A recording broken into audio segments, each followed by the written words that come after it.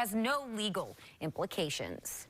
And with this morning's announcement that Joe Biden is elected president, a large group of North Dakotans turned out to a pro-Trump rally to voice opposition. Reporter Maddie Biertemple has more on the mostly peaceful but embittered rally and what our state's congressional delegation had to say. Liberty and justice for all. Passionate Trump supporters turned out to the Capitol this afternoon, voicing opposition to the presidential election of Joe Biden. Rampant fraud. It's not fair. Give me Trump or give me death. That's pretty simple. More than 100 showed up to the Stand With Trump rally planned days prior to this morning's announcement that Biden would become president-elect.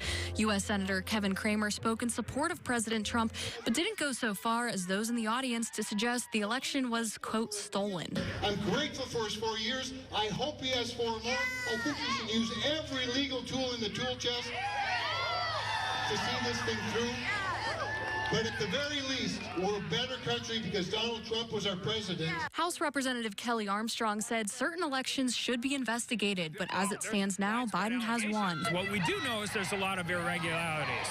We know that. We need to examine all those irregularities because regardless of who's sworn in president in January, and right now it appears that it'll be President-elect Biden, American people have to have confidence. Lieutenant Governor Brent Sanford said he supports the president and hopes however the process plays out, it ends peacefully. We'll see how this moves forward with all the challenges. There's a lot more to do.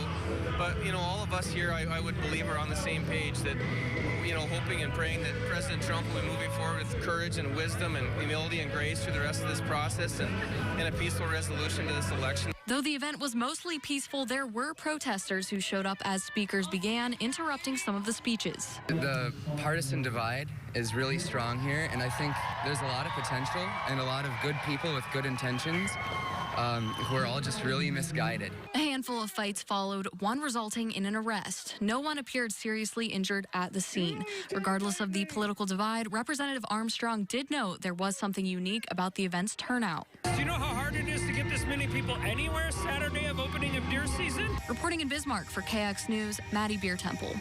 I wonder if that's where Representative Armstrong was wishing he was. As of earlier this evening, Biden has won 290 electoral votes to Trump's 214 and just over half the popular vote at 50.6%.